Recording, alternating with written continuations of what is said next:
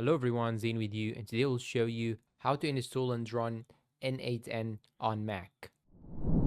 Okay, the first thing that you should do is to simply go and open the terminal on your Mac and install Homebrew if not installed by using this code that you can find here in the screen. After that, use Homebrew to install node.js, which is brew install node. After that, verify node.js and npm installation with node v and nmp-v. Then install n8n globally by running npm install g n8n. After that, start n8n with the command n8n in the terminal. And after that, you will need to open the browser on your Mac. Then go to http://localhost:5678 to access n8n UI. To keep n8n running, use a terminal multiplexer like tmux or screen. And optionally, configure environment variables for persistence and security.